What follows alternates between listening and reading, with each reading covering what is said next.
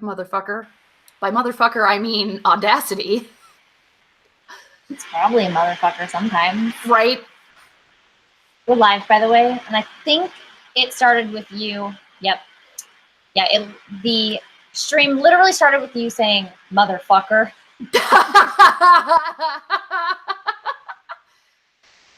Also exactly like in the room. Actually, one of my favorite things that ever happened on Wikipedia was when somebody went in and edited the entry on ostrich, and they changed the caption under the photo to just say motherfucker. I love really like shit that people aren't gonna necessarily catch immediately. Yeah, it's pretty great. There we go. Now the thing. All right. God, I need to get at least a hair trim. Hey, motherfuckers!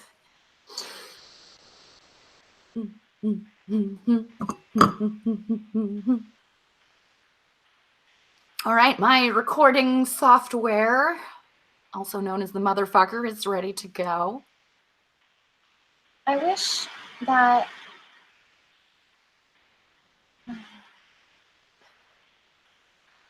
Twitter would just fucking show me things in order so that I could easily retweet the shit that I just put out.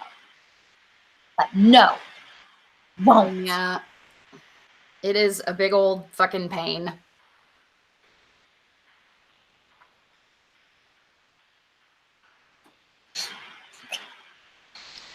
It just sucks.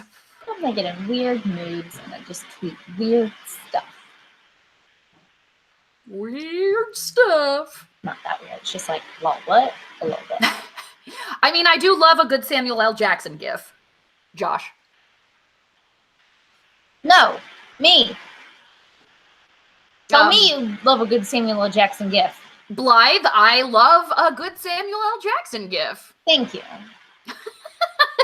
You attention-hungry weirdo. Yeah, I don't know, man. I'm all hopped up on Mountain Dew. That's not true. All hopped up on Mountain Dew. Okay. Do I also have my thing open? I do, but I have not saved it. Let me save it really quick. Save your thing live. I am. Gosh. Oh, good. My father is replying to me. I love it when my father replies to me on Twitter.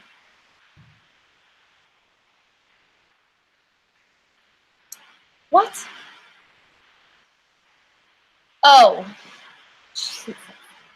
I said diss me on the Twitters. Like this me. Uh-huh. But it's dangerously close to diss, like D-I-S-S. Yes. And so my dad dissed, well, he dissed himself, but he was doing a diss, and I was just very confused about what was happening. Oh, boy. Sometimes his comedy is just too esoteric for me. It's not esoteric, I know. Shut up. Oh, okay. Yeah. Okay. You know, it's been almost 20 years since that was a thing, and I still like it. No, that's definitely not a thing. Like, that's definitely, it has not been that long. Sorry. No, don't say sorry, because it's just not true. Okay, let me put this in Do Not Disturb.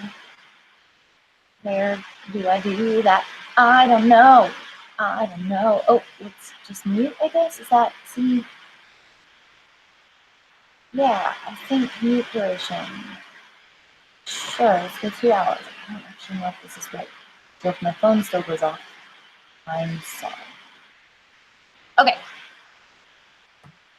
Oh shit, I need my show notes.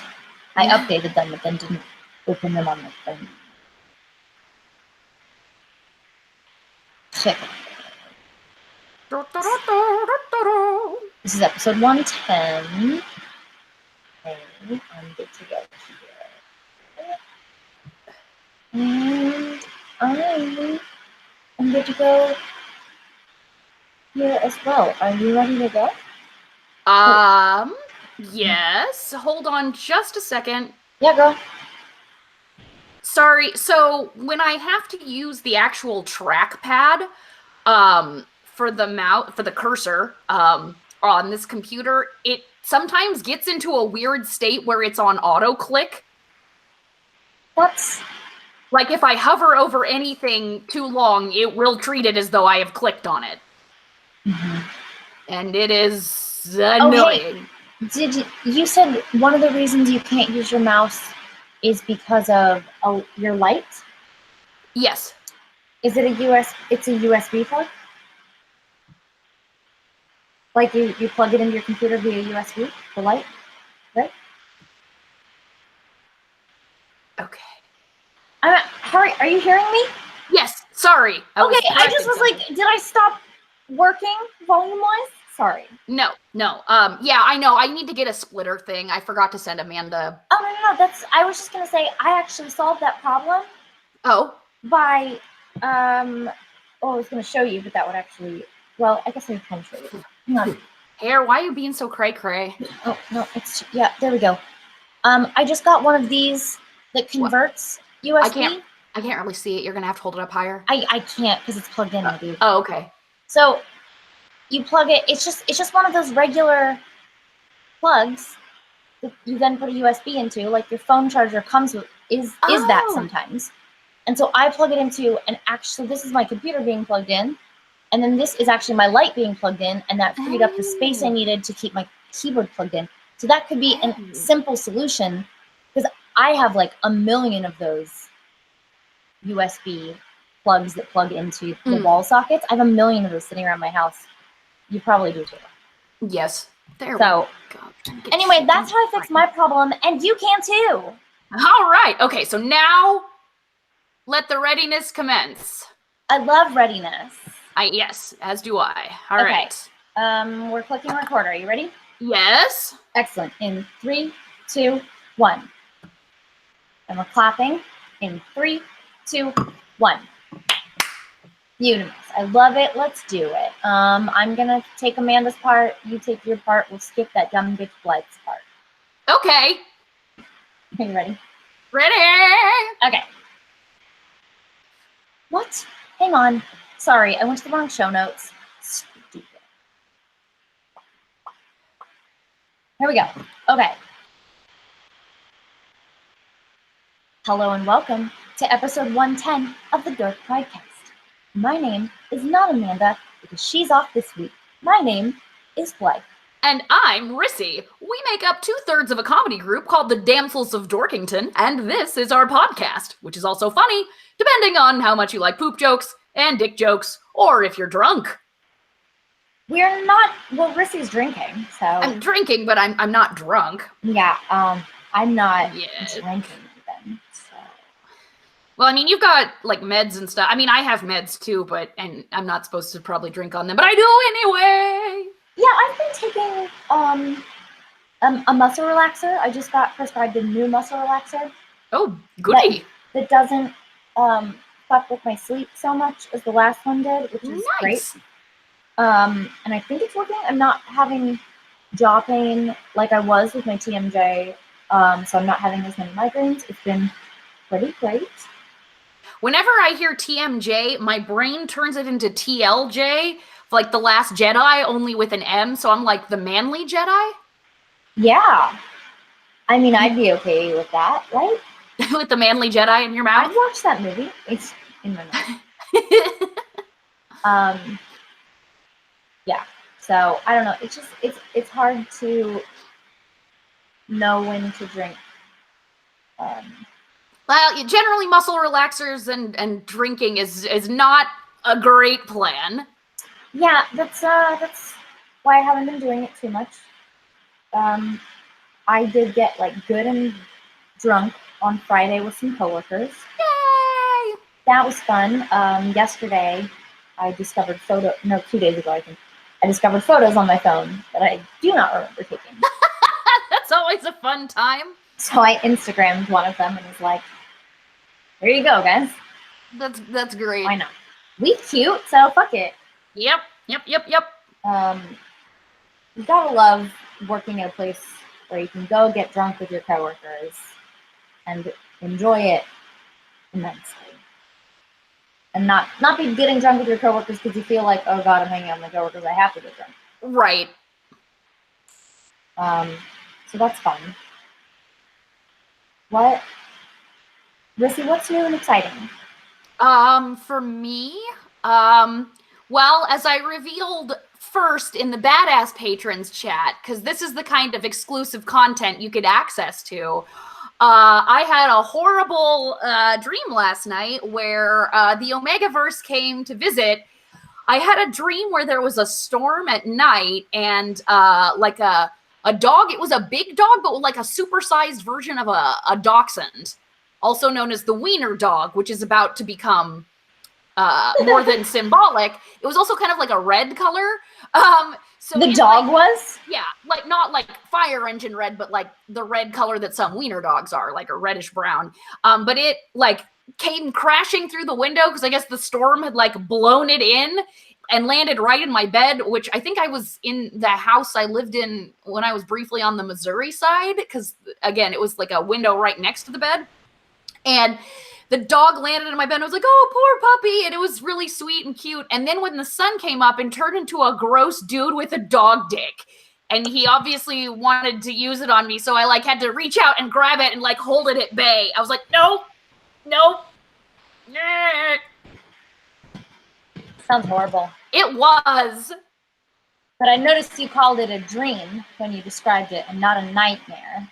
Well, as I was telling Sean earlier, my dreams are so nightmarish at this point, I can't distinguish, right? There's no functional, yeah. It was not like gorilla sex. That's for sure. Fuck that dog, or not, rather. Sure. I mean, I never actually had sex with it. It was mostly just like a creepy staring contest. Okay. I mean, whatever you're into, I'm not going to kink shame. I'm not into that! It seems like you might be. I'm not! I desperately wanted to keep it away from me. It's, okay, sure. Well, Amanda also pointed out that you said you grabbed its dog dick, Red Rocket or whatever, and because you had to. Well, yeah, because otherwise he was going to use it on me. It's dream logic, and I don't appreciate you trying to make it into a sex thing. I think you're just pissed that I put the Omegaverse in your brain. You may not be wrong. I saw, I also posted in the Badass chat this week. This is what you're missing, you guys. If you're not yet in the Badass Patron chat. Because I was driving. They get it first, then we bring it to you on and then we bring it to the podcast. Some of it. Anyway, so I was driving to a games and comic store, and I looked over, and there was one of those cars with those huge like advertisements across their whole back window, and it was like Alpha Omega Insurance or some shit, and I was like, no! Insurance for if you get knocked up in your butthole. With a dog dick. With a giant dog dick. Dog babies. How is Dog Babby born? Butt puppies is what they're called, actually. Butt puppies. Yeah, I mean, you'll get caught up in the butt puppies. Butt puppies! Yeah, what you said. Butt puppies would be a pretty good episode title. Butt puppies is definitely a good episode title. Like, although nothing will be better than our aborted episode title of Do Not Go Raping. Which also made me think about that poem, Do Not Go Gently Into That Good Night. I was like, do not go raping into that good night. Rape against the dying of the light. Because I'm a bad person. Wow, you are a bad person, and that's why I love you. I think that's why all of us love you, to be honest. Oh, goodness. So yeah, that was my shitty dream. I was like, oh, God. You just wake up and you're like, Also, like, a lot of my dreams recently have involved Renaissance festivals or Renaissance festival-like gatherings. It's probably because that season is starting, right? Yeah. Something is starting right now.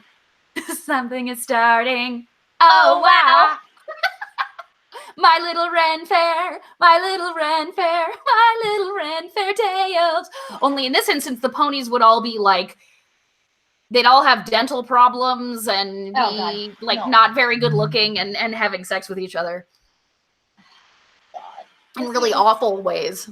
What? I have a couple coworkers who've never been to a Renaissance festival. Oh, yes. And I was like, y'all, I will put aside my PTSD to take some motherfucking virgins to a goddamn joust. Oh, shit, yeah. Like, I mean, let us go and create our own chance. Huzzah! I mean, Renfests can be fun, even with the attendant PTSD, if you're drunk or high enough. My friends, we have not yet begun to white people. Yeah, I should just go and just immediately get a beer, and that'll probably help.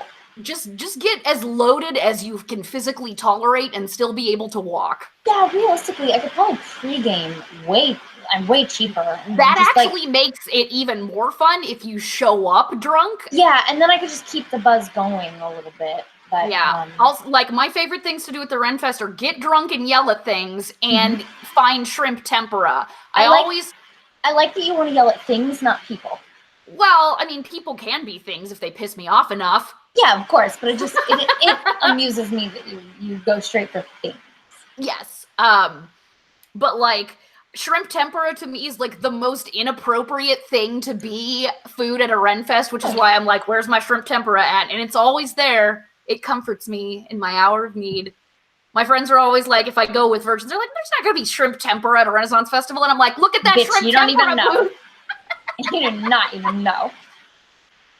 Oh, gosh. Yeah, we'll see if that happens. Right. If it does, I will definitely be sending pictures to the badass chat. I mean, to be fair, you actually are, within very easy striking distance of one of the actual, like, good Renaissance festivals. Oh, Scarby's happening right now. In fact, William's in the chat. Oh, wow. Mentioning that they've had torrential rain 2 out of the 4 days so far and had the early ones. Yeah, it's been crazy here. In fact, they thought we were going to get hail and tornadoes tonight, and we still might later this evening. Wow. So, I don't know. We'll see. But yeah, I thought Scarby started later than that, but yeah, whatever. No, it's always before OKRF, because OKRF pops over there to do a guest appearance and kind of get their feet wet before their own fair sets. Although, God, I don't know if this is still the case at Scarby, but it's a watch me fair. Like, the patrons have been trained that they are supposed to watch the actors interact with each other, not necessarily be interacted with. It's not 100% that way anymore. I mean, I don't know what it was like previously, but I know I got into it with a street actor at one point who was harassing me, and I did not want to be talked to. So, well, yeah. So that's definitely not 100%. But then again, I went there in 19 years ago. So yeah, it was a hot minute. They gave me an award for sticking a caterpillar at my nose. So. But you also have to realize I'm not going out of my way to find people to interact with. Yeah. So. Which, the great thing is, being super drunk is also a really good defense against actors, especially once you start fucking with them and make it clear that you are not tolerating their actor bullshit. You're like, I work here, bitch. I mean, I don't, but I used to. But I might as well. Yeah. It's like, I know all of your tricks. The fucking downstairs neighbors keep opening and closing the fucking garage tonight, and I can see it showing up in my recording, so I'm going to go light someone on fire. Okay. Sorry. Anyway, I personally believe that our Lord and Savior, Ronald Reagan. Yeah, I don't even know what I was going to say. Sorry, I got very sidetracked. Here's some fun Dallas news. I don't know if you heard about this. I saw it on Twitter. Some stupid white cunt was threatening people who were running a food truck that was on her street, and she was yelling at them, and they got this recorded that she was going to call ICE on them and shit. So the next day, they brought a taco fiesta to her street. Like, they had a parade with a mariachi band and dancers, and they gave tacos to everyone who came out. And they had, like, speeches about fighting hatred with peace and beautiful cultural displays. It was fucking amazing. And they had, like, the American flag and the Mexican flag, and just, like, you just see them come around the street, and you're like, oh, shit, that's a band. This is happening. And like, it was so good. So good. Wow.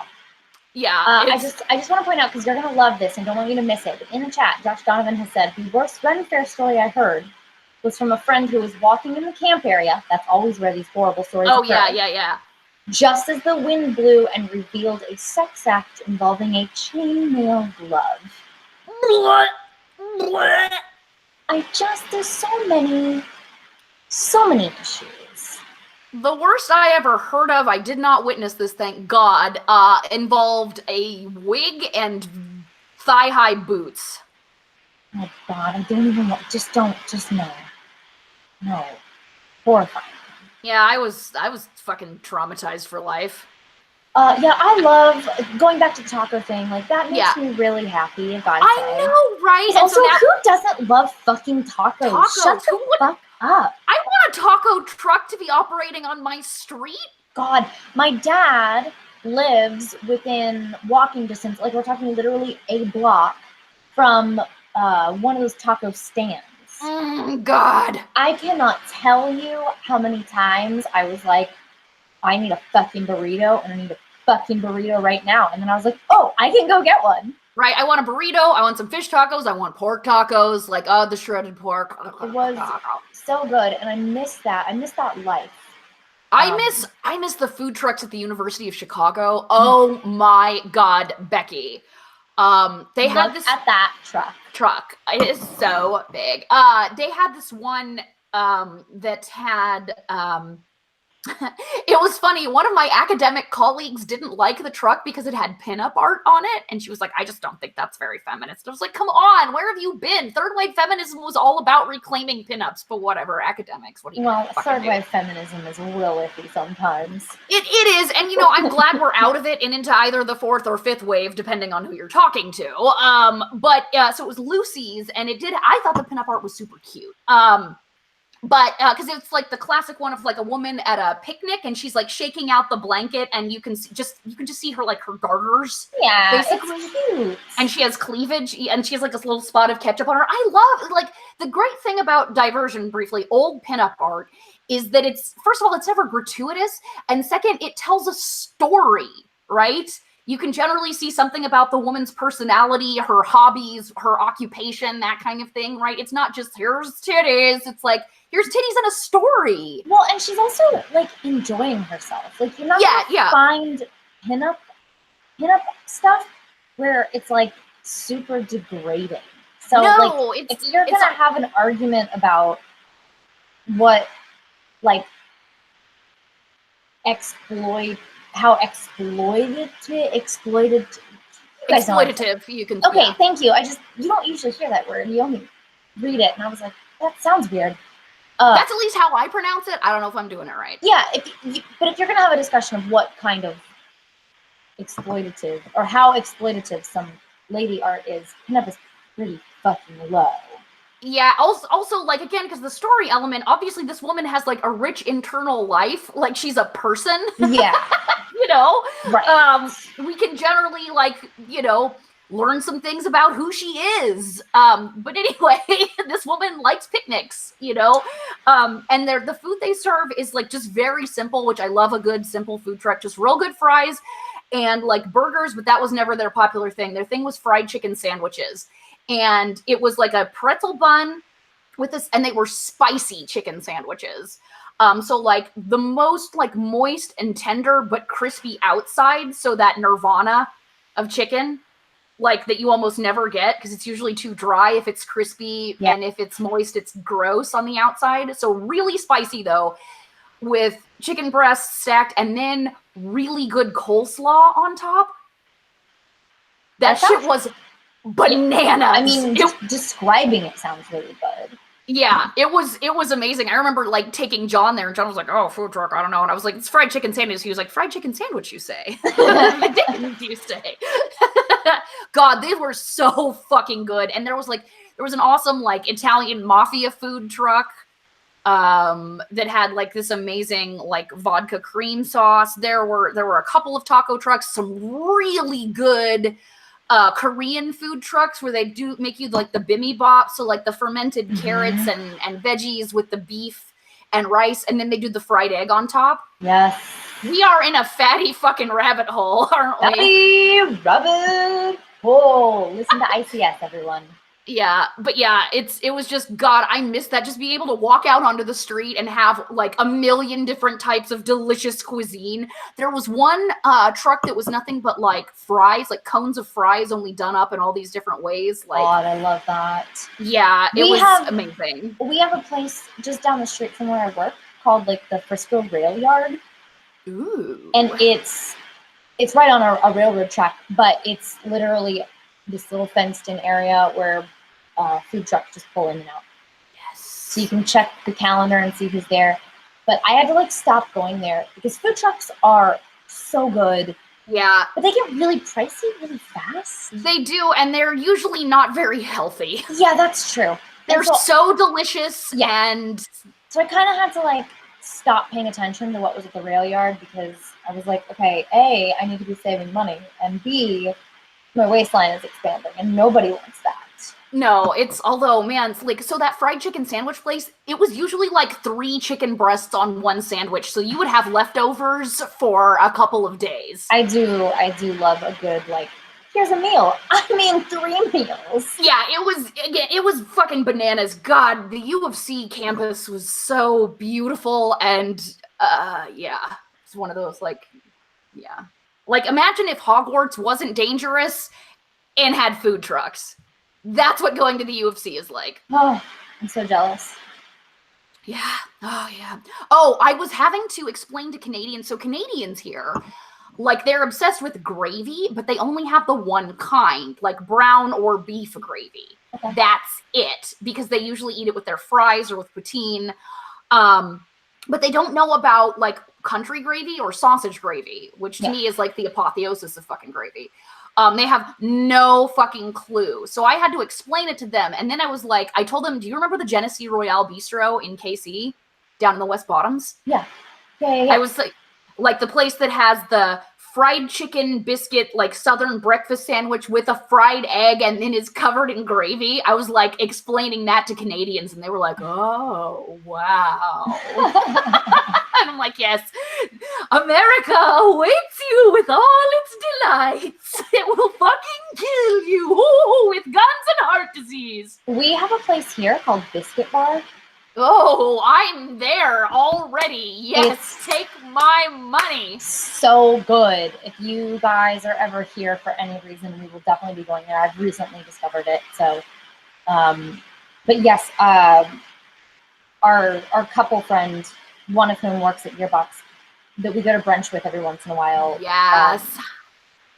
He's actually the co-head writer of Borderlands 3. Well, how about that? So, very fancy. But and then he and his wife are on a show called Deep Dive, which is done by Mikey Newman. And if you're any sort of Borderlands fan, you know he used to write for Borderlands, but he's also the voice of Scooter.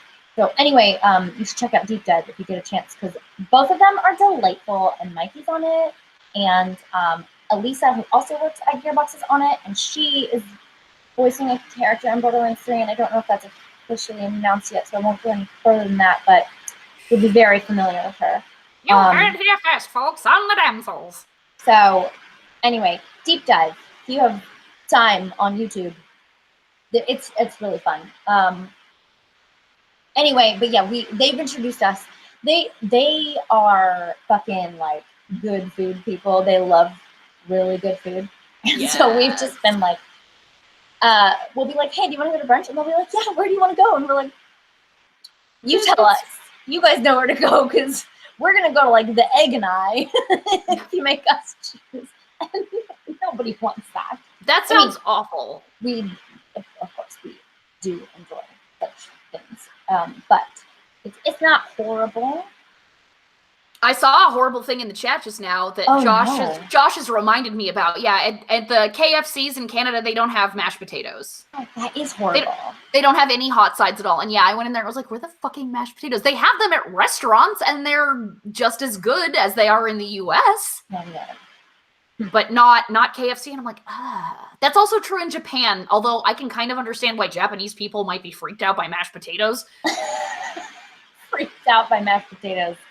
Well, it's one of those, like, they're, at least in Canada, they're inheriting, the culture of the indigenous Americans, where the potato fucking lives. Yeah. But in Japan, the potato is not indigenous, and if it's all, like, mashed up and also full of dairy, which is not a huge thing in Japan, although China consumes most of the world's ice cream, interestingly enough. That is very strange.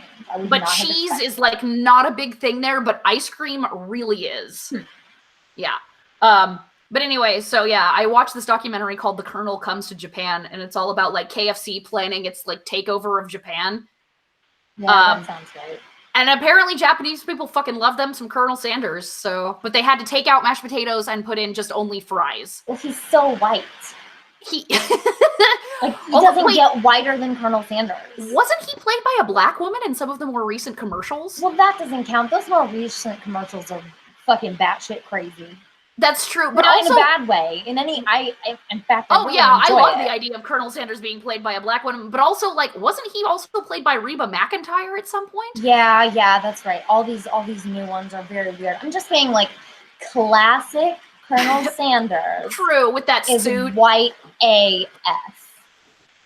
So. True. Well, I don't think they thought he was a real person.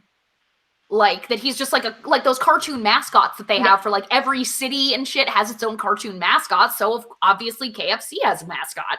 Duh. Wendy's. Right? Well, yeah. They have a fucking creepy ginger bitch. Also based on a real person. Right. Don't hunt me down, Wendy. Yeah, there's no country gravy here. I have to make it myself.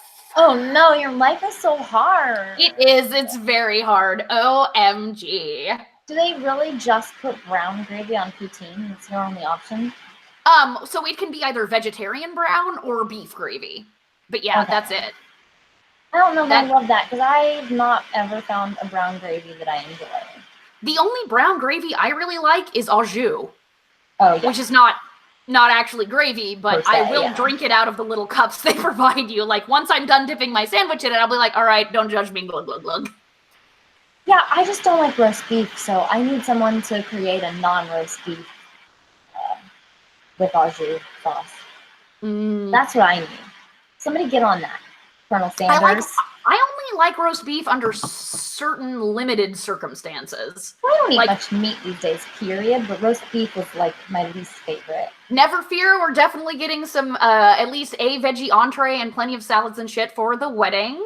Oh, listen, you know me. I'll eat meat if I have to. I'm not gonna fucking starve myself with some shit. Yeah, but we've got at least a few people that are vegetarians or mostly vegetarians, so... I don't like being a pain in the ass. And I do eat meat sometimes. In fact, I'm going to eat meat tomorrow. I'm very excited about it. Ooh. But yeah, it's, I think eating less meat is a great policy, actually, overall. Yeah. Although every time I eat a vegetarian dish, I can't help but think, like, this would be a lot better if there was meat in it! Like... That's what Sean does.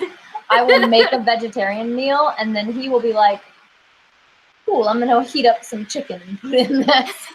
Yeah, I'm just like, I need animal proteins. A friend of mine at the UFC actually gave me shit because he's like, you still drink milk? And I'm like, yes. Like, because at lunch, I'm like, Cheetos and a sandwich, like a hot toasty sub and a big glass of milk. I will, like, glug, glug, glug, full fat, bitches. You're a mess. I am. Although, interestingly enough, full fat dairy is associated with easier weight loss and better skin. It's like the studies that link, like, dairy to bad skin. That's all skim milk. Yeah. I think Burger King just announced they're going to have a burger made with the Impossible Burger. Oh, shit. I met that guy, the CEO. Oh, really? Oh, he's amazeballs. So he's an MD PhD, and, like, I guess he got bored, like, solving medical problems for the whole world. So he just decided, he sat down and was like, what can I do in life that will bring the most good to the world? And he was like, well, what's a big source of, shitty climate change? Well, factory meat farming. But unlike a lot of vegan assholes, and I do not classify all vegans as assholes, just some of them, they're all about the shaming, and it's like you can't shame people into liking food, right? And if people like the taste of meat, they're not going to stop eating it. They might stop eating it in front of you if you're their friend and treat them like shit, although you're a bad friend, but they won't. You have to give them an alternative that is actually not shitty. And so he set out to, using molecular biology, determine what it is about red meat that is so fucking attractive to people. And they pinned down the molecular basis. It's actually the heme molecule, which we have in us. It carries oxygen.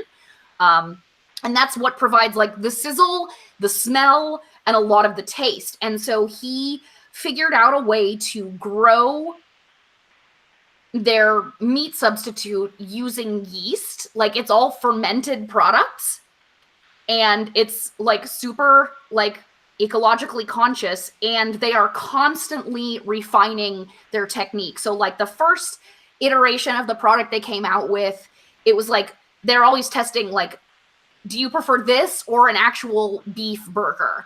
And only like 10% of people preferred the taste of the Impossible Burger. And then it was like 20, 25. And I think they've gotten it up to like 55 or something along those lines. So they're like, this guy wants to fucking take over the world with deliciousness. And that was so cool to me, because he actually understands how people work and how to genuinely affect change in people, because you can't just say, you have to do this thing. I know there's food that you like and is the only spot of happiness in your otherwise dreary lives, but I am the great moral commander and I will shame the shit out of you if you eat that delicious meat.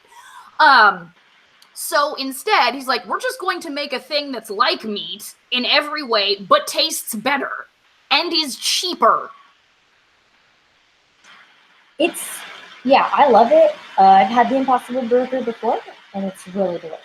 That dude is a bad motherfucker, and yeah. I love him. And it's awesome that, like, he's, like, using science to figure out, like, what is it people like? How do you do that?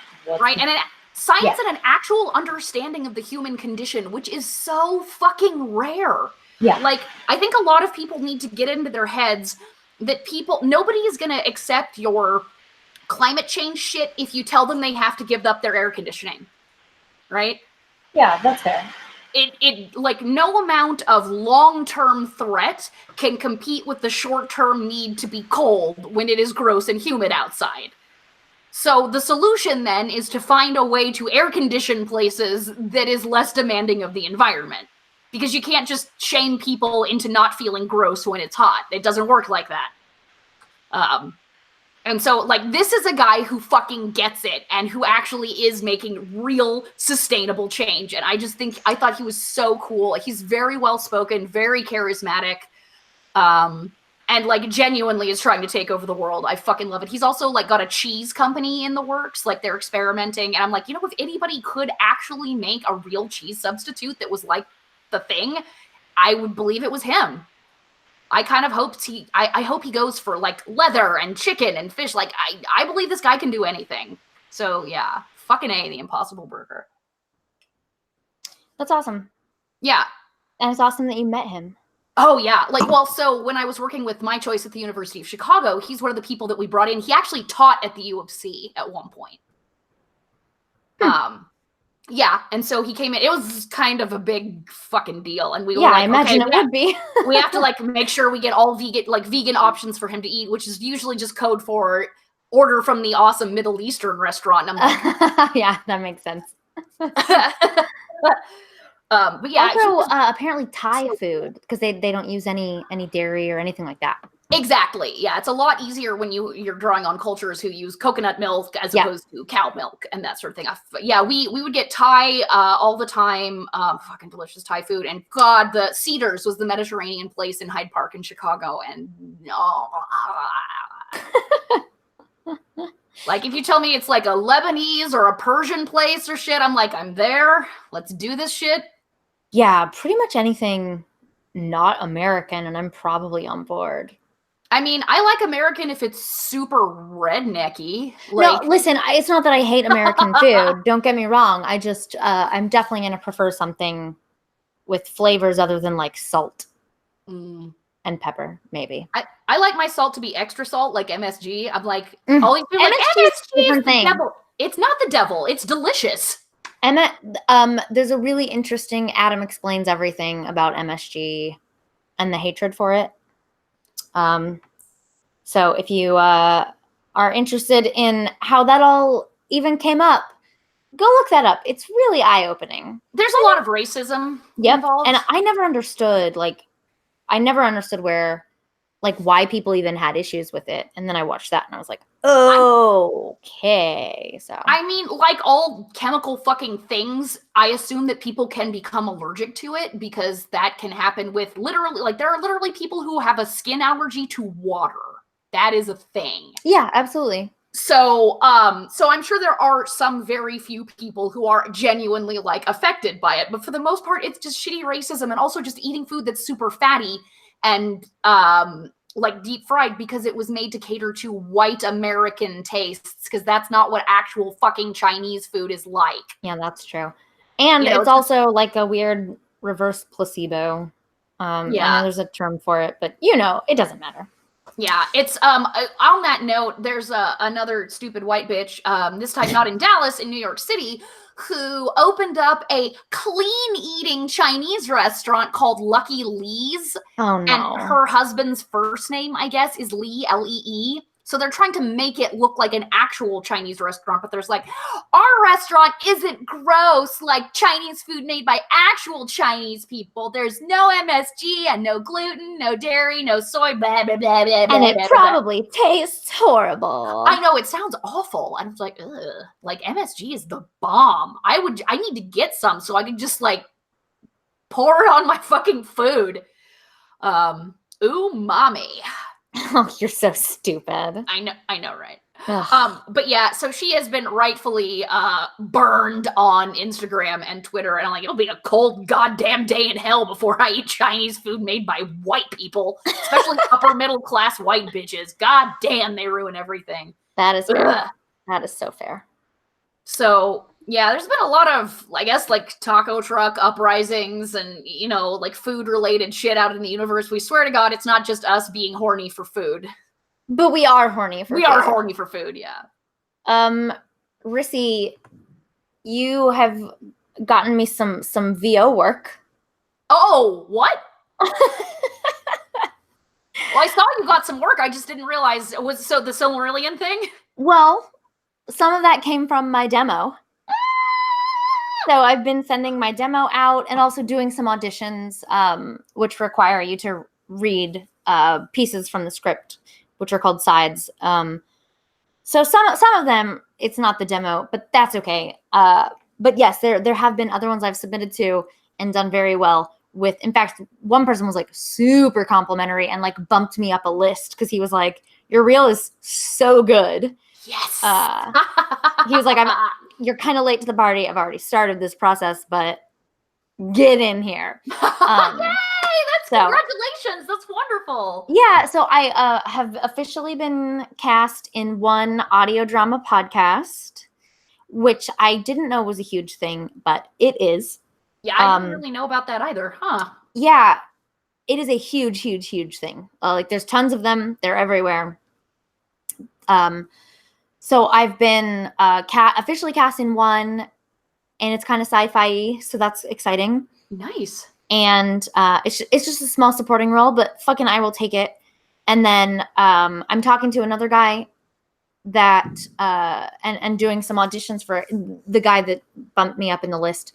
So I'm talking to that guy and doing some audition sides for him as well. And then I also got cast in this fan dub of a little web comic, basically.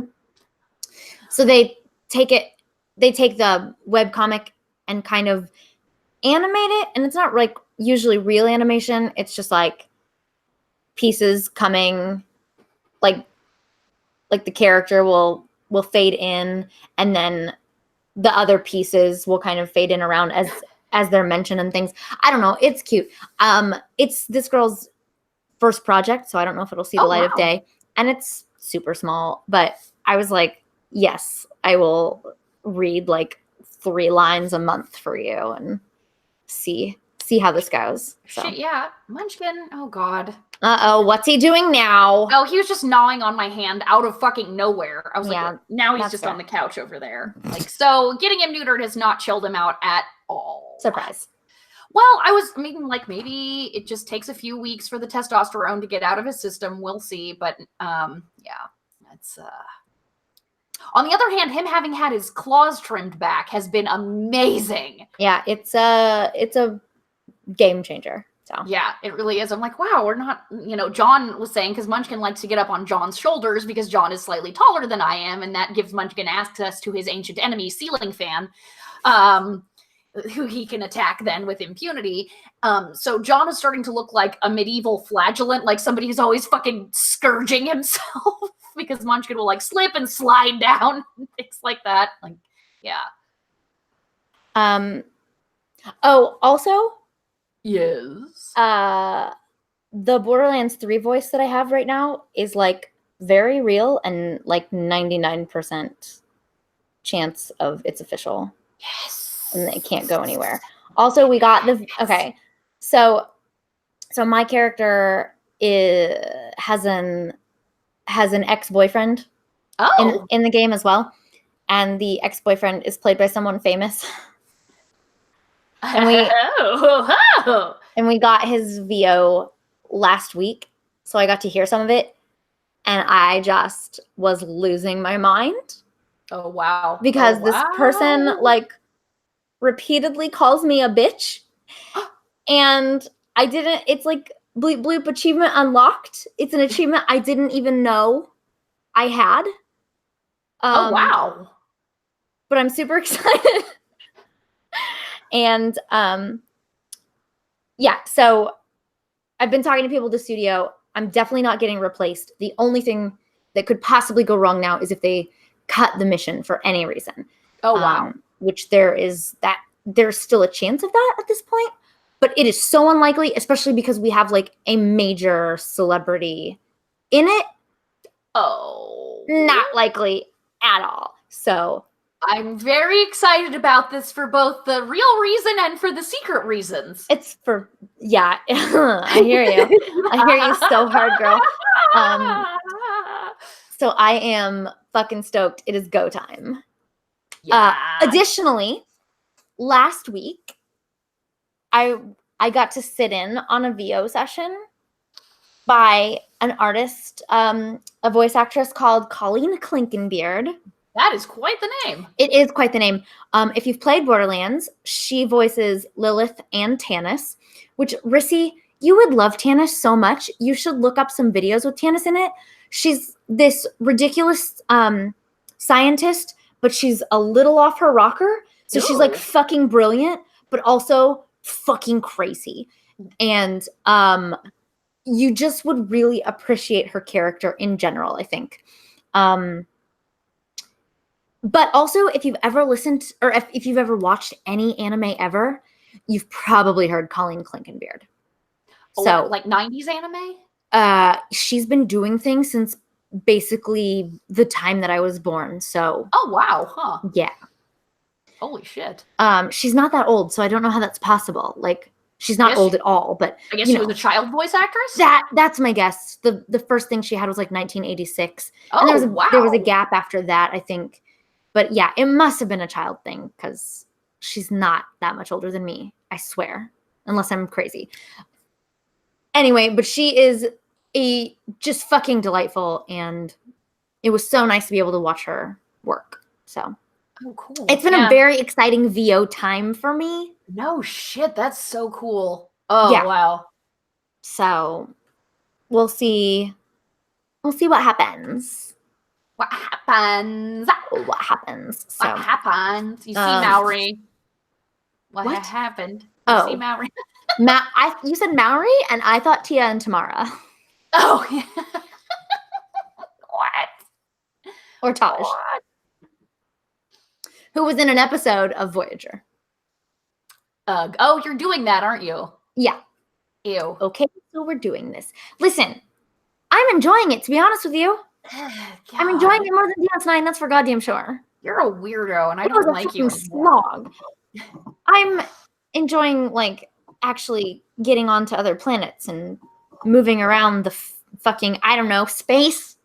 So you are like an actual Star Trek person. I guess I just love the ongoing story arcs and, well, the Babylon 5 style of storytelling, which was like basically 2 decades ahead of its time. Yeah, I mean, I hear you. It just, like, I don't know, especially at the end of DS9, it just got so fucking shark jumpy as well. So it was already kind of like, okay, well, sure. I get it, politics or whatever. Although, I was going to say, in terms of 7th season shark jumping, at least nobody had sex with a ghost. Well, you know, what do you do? I'm just saying that in terms of, like, a disgrace that can be heaped on a show's last season, first of all, there's the Next Generation episode where they have to wear the masks that, like, Data gets bleep-blooped by some alien civilization and makes the masks, and he and Picard have to act out some kind of, like, moon goddess, sun god ritual. That one was a steaming J-Coiler. And then there's the Dr. Crusher has sex with the ghost episode, which is kind of like the Ne Plus Ultra of shitty episodes, if you forget about the one that's like where all the white women at from the first season. Yeah, that one is rough. I'm glad they don't play it on TV anymore. There was a discussion on Twitter of like worst Star Trek episodes. So I was like, this is the worst Next Gen episode. And I'm like, you're forgetting about the Where All the White Women episode. And he's like, I was trying to forget that and you ruined it. I'm like, yes, I did. Yeah, it's like the Star Wars Christmas special. We try so desperately to ignore it, but it's definitely still there. Yup, yeah, that shit ain't never going away. It was a different time, okay? It was 1987? Yeah, well, I was barely alive.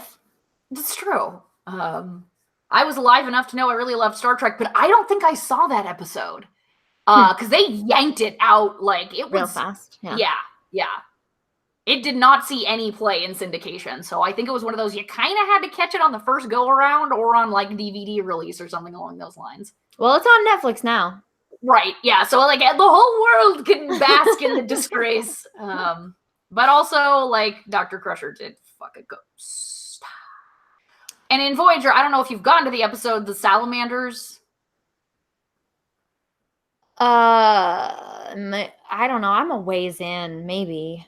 Tom Paris and Janeway and Salamanders. Oh, no, I definitely got to that episode. Yeah.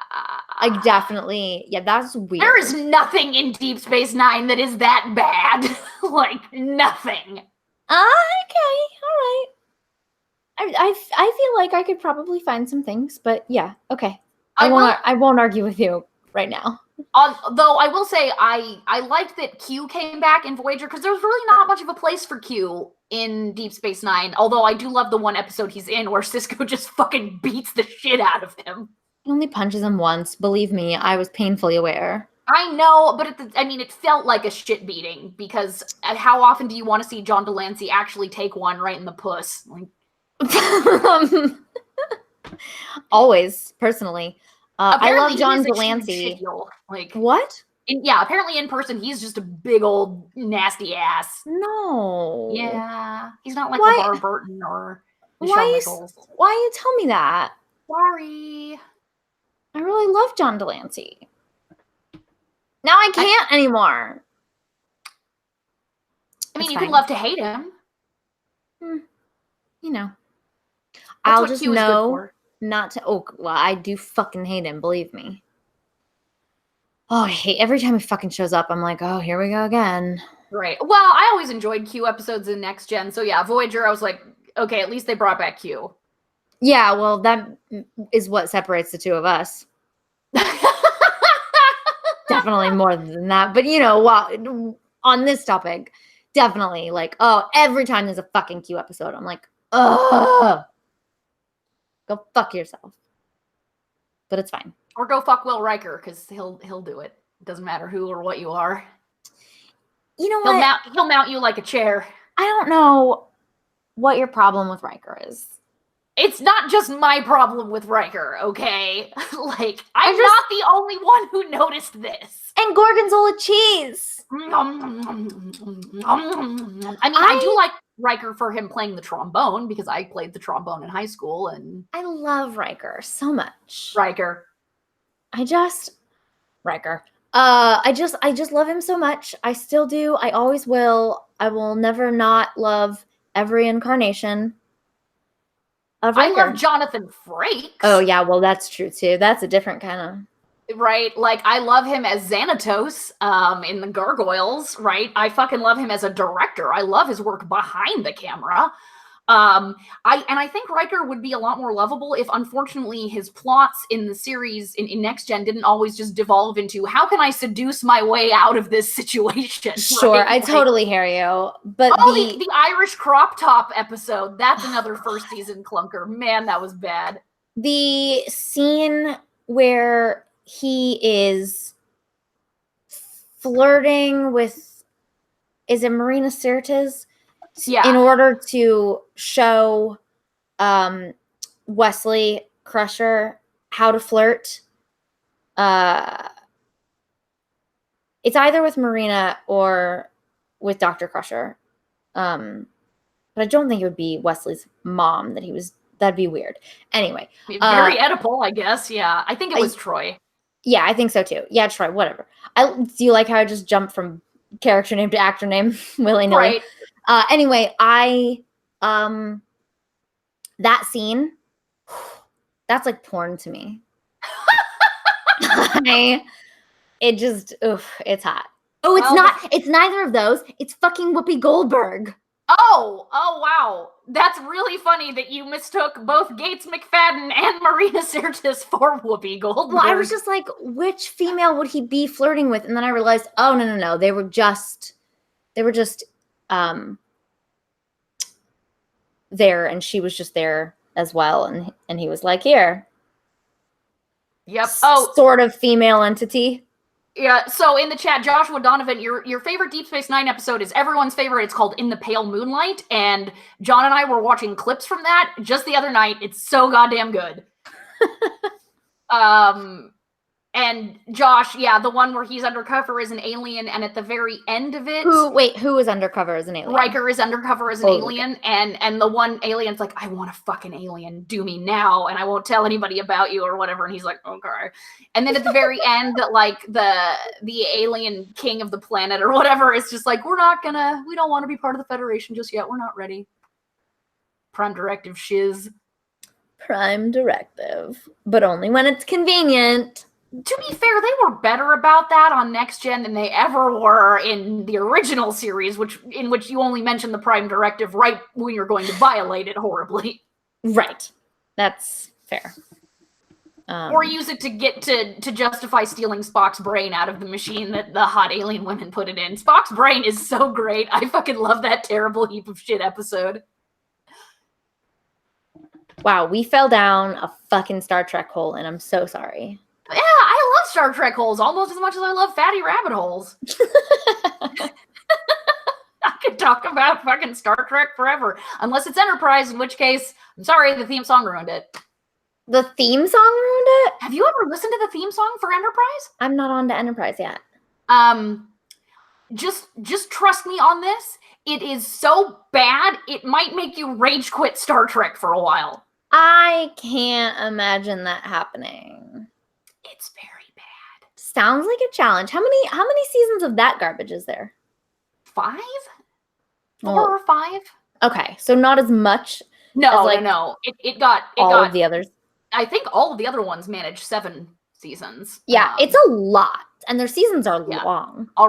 Very. And their episodes are an hour, and I'm just like, how have I made it this far? Determination. I guess so. It's also been like 5 years. Yeah, I started a long time ago.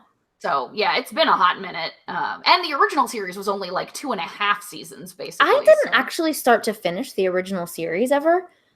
Because when I started this journey, I think it wasn't on Netflix, so I couldn't easily do that. So I just watched some of it, or maybe then it went off of Netflix or something. I don't know, but I have not watched the original series from start to finish, and I would like to do that at some point.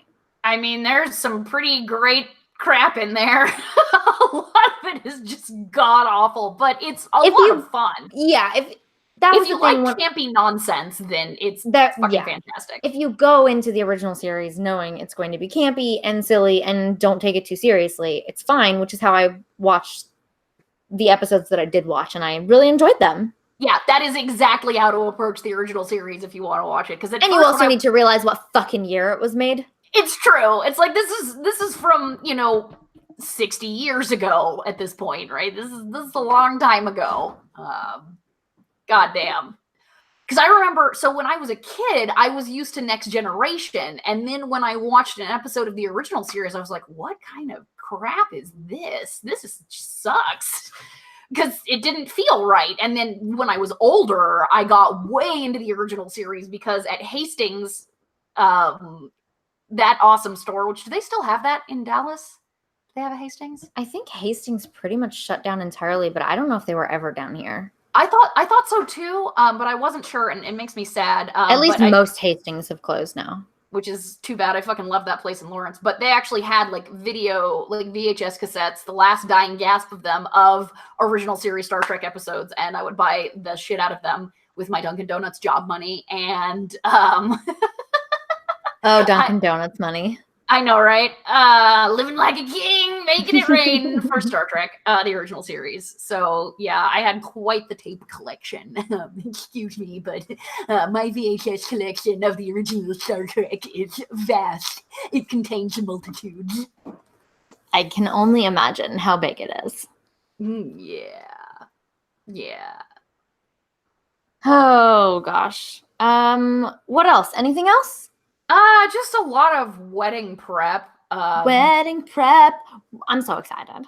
Oh, I know, me too. I got my first makeup order. I pulled the trigger sooner than I thought I was going to because Ulta was offering duty-free shipping to Canada. And I'm like, oh shit, it was for a limited time thing. Because normally it's free shipping over X amount of dollars, but then you still have to pay customs and duties and shit on it. But this was completely duty-free. And I'm like, cha-ching! So actually, here's my crazy fucking eye look.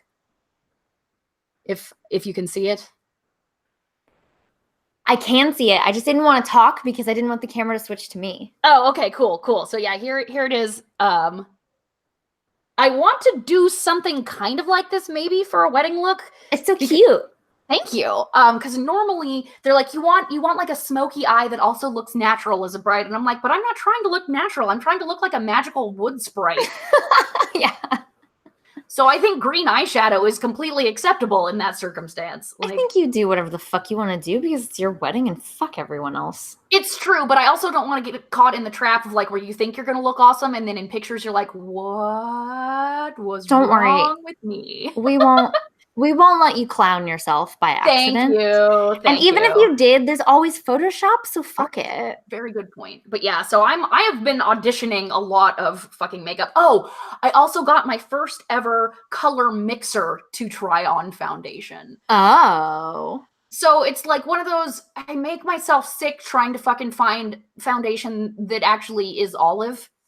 Mm-hmm. And there's, on the olive makeup page on Reddit, there is a cult if you have lighter skin and with an olive undertone, which almost nobody who makes foundation seems to understand that olive is not a depth of skin. It does not mean medium tan. It is an undertone of gray, green on otherwise neutral skin. Nobody seems to fucking know that. So if you have lighter olive skin, there's a cult around literally 2 foundations. Oh my god. And just one shade. Kogendo 213.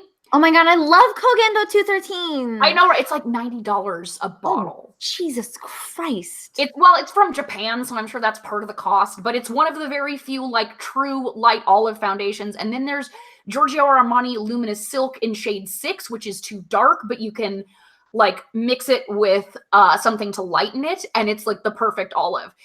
You probably get fucked over even more if you have dark skin with olive undertones, because again, it's all in that medium tan range that they have the actual olive shit.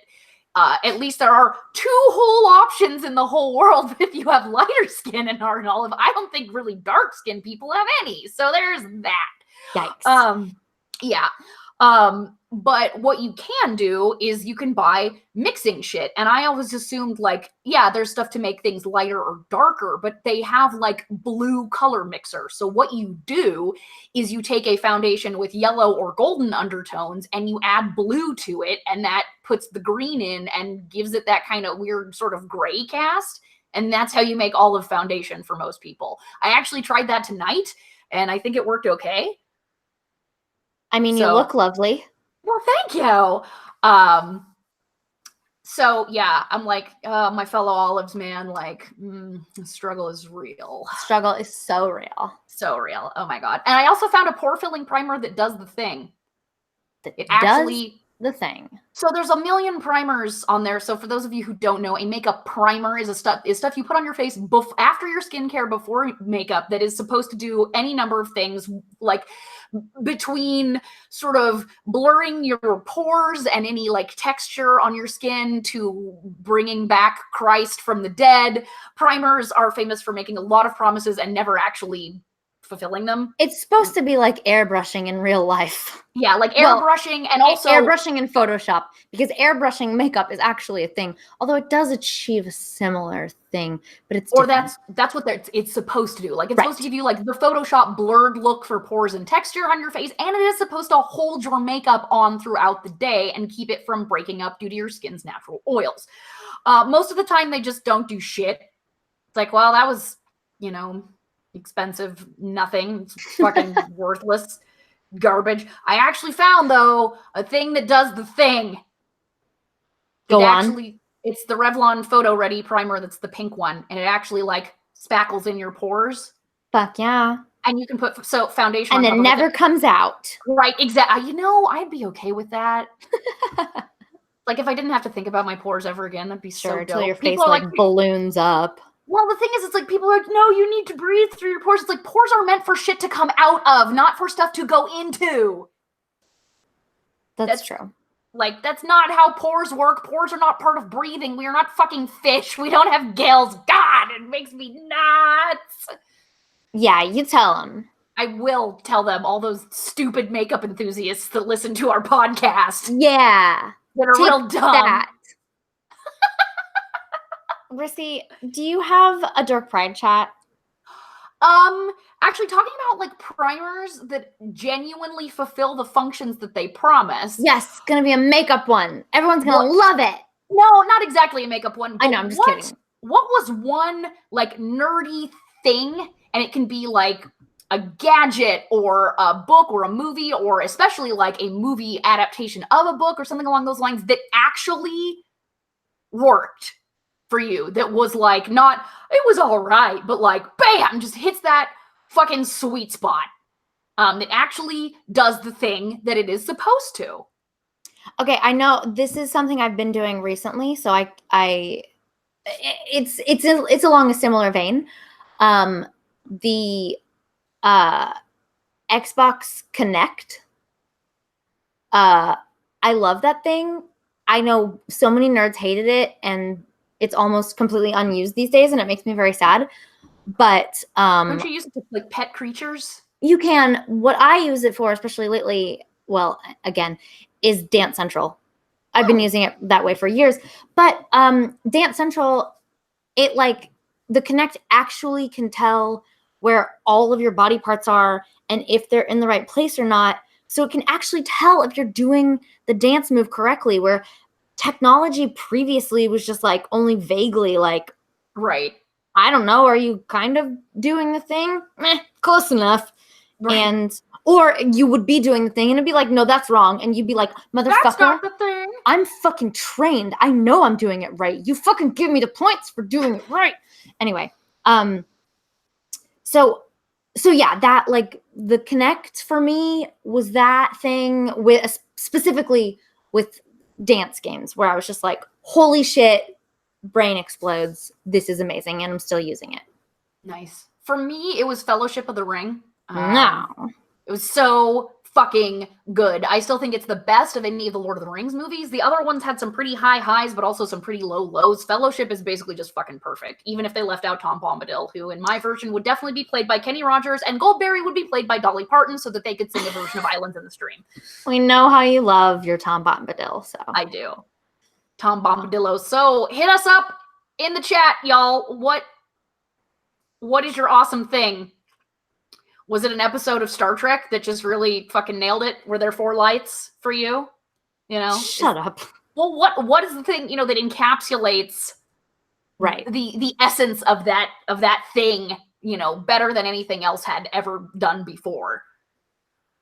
Because, you know, oftentimes, like, there'll be like a show that you like, but you know, it's just like that. What is that one episode of the show that like you would show to someone else if you were trying to get them hooked on this show? That kind of thing. I've been thinking about that sort of shit a lot because I've been watching all these fucking Buffy recaps to find really good video clips, which I actually need to type up into an email. And just kind of thinking about, like, you know, for the most part, every serialized TV show is going to have its share of clunkers. But how often does it have, you know, this really amazingly awesome TV show or episode, you know, that just fucking nails it? Jason says Once More with Feeling, and I say get the fuck out of here with that. I loved Once More with Feeling. I know, everyone does except for me, but I'm just so bothered by people who clearly can't singing, and it hurts me, it physically hurts me, and it takes me out, and I can't enjoy it. So I get it, but I get it for everyone else, but man, I cannot get into it. Yeah, I get that. I mean, it's a good thing they didn't allow Allison Hannigan to sing, because apparently she cannot, like... Yeah. I might be legit tone deaf. Which, yeah, I love... Well, because to me, the thing is less about the skill and more about what the songs tell us about the characters and that sort of thing. And of course, I don't think autotune was nearly as prevalent. Yeah, that's what I was going to say. I don't think autotune was as, if it existed, which I'm sure it probably did, I don't think it was as good as it is, or it was way too expensive and out of their budget, because it was rough.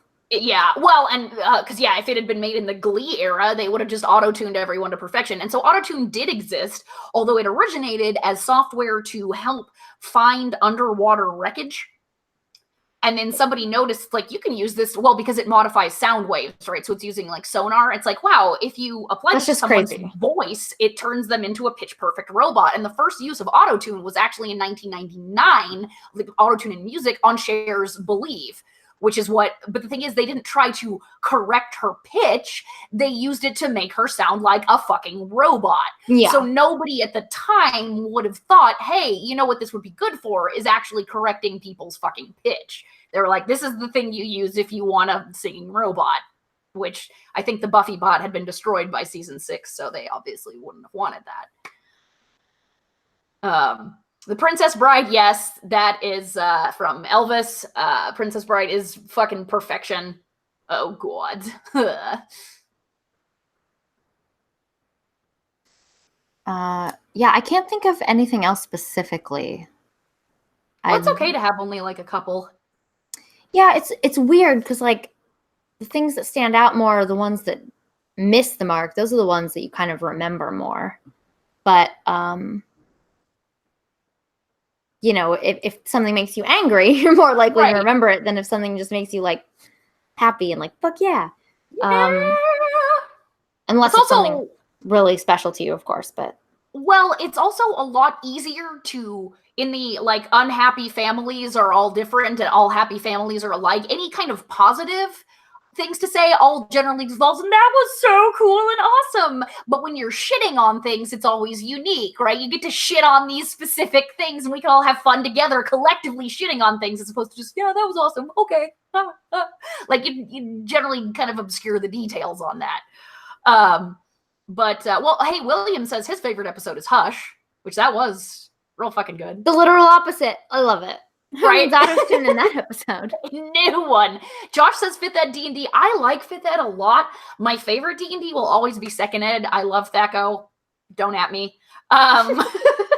but fifth ed to me captures some of the second ed spirit with some of the ease of play that third edition had. I don't even consider fourth ed to be a thing. I refuse to acknowledge it. My brain rejected it like a bad organ.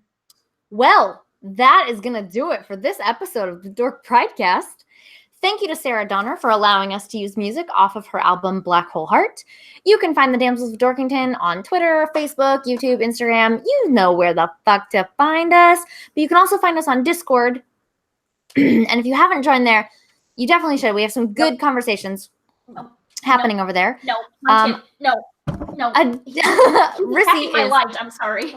fighting with her cat.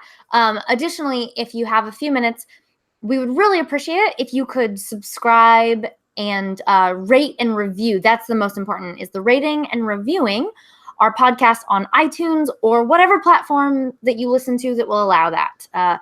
It's a huge help to us. It gets us in front of new people, and it costs you $0. Just a couple minutes. You don't have to write a long review. Just a sentence. Just word vomit.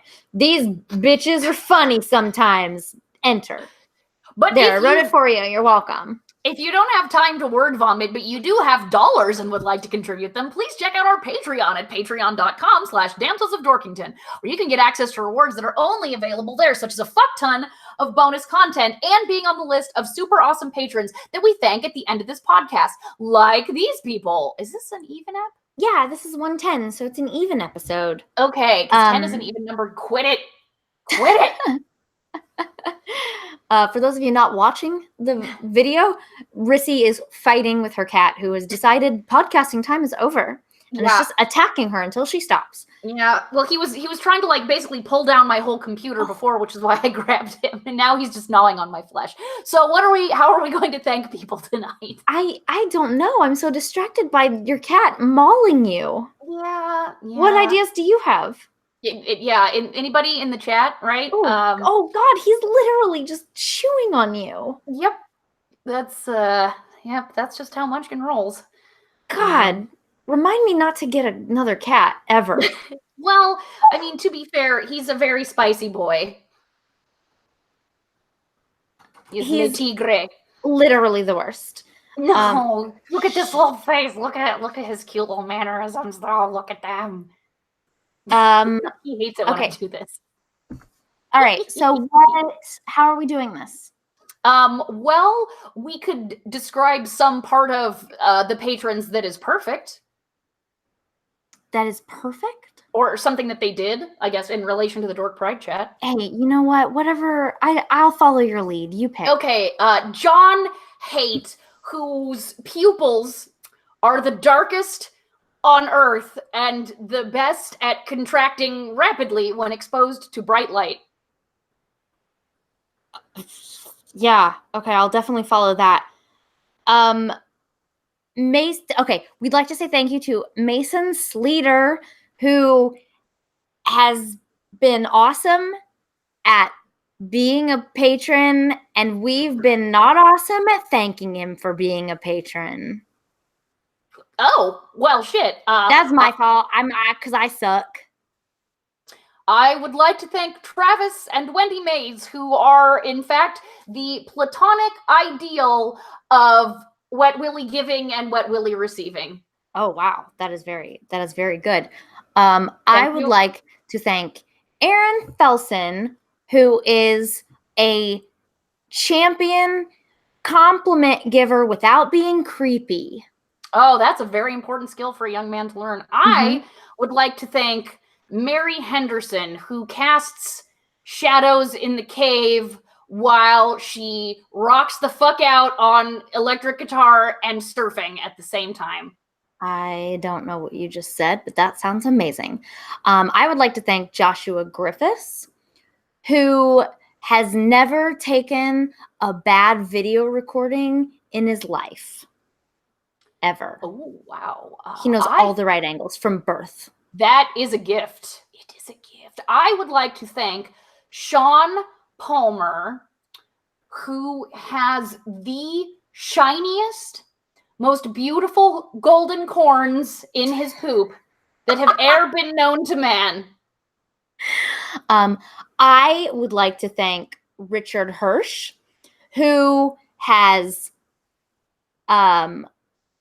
made the most perfect cocktail that the world has ever seen. And then he drank it. I mean, obviously. Duh. John Latch is well known throughout the lands for his magnificent mastery of the repertoire of RPGs. If there is one that exists, he knows every fucking thing about it and can also run that campaign. That's true. He can run that campaign like it's his hoe and she owes him money. Yep. I would like to thank JD DeMott, who is the greatest audience goer of the Barn Players, the Who's Tommy that ever existed. He saw it, so you know. Right. That's a callback to last week. Callback. I would like to thank John Kozlowski. I can't wait to hear this one. For having the world's greatest dick. And you can trust her.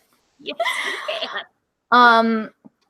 I would like to thank John Dykes for being one of the oldest Damsel fans of all time. I'm pretty sure he was a Damsel fan before Damsels existed. We would also like to thank Irv Walter, Daniel Neruda, Melody Glatzel-Smith, Wayne Walls, Jason Sanchez, William Priest, Joseph Harris, Darren Wilson, Marion Polinken, Ryan De La Rosa, Jodor Mayville, Frank Saris, Sensual Menus Podcast, and Luis Roman. Thank you, everyone, for joining us for episode 110. I don't know what episode this is. Shut up. Your attempt to read Amanda's part is hilarious. I couldn't scroll fast enough. We will see you in 2 weeks, I think. Deuces! Jetpack.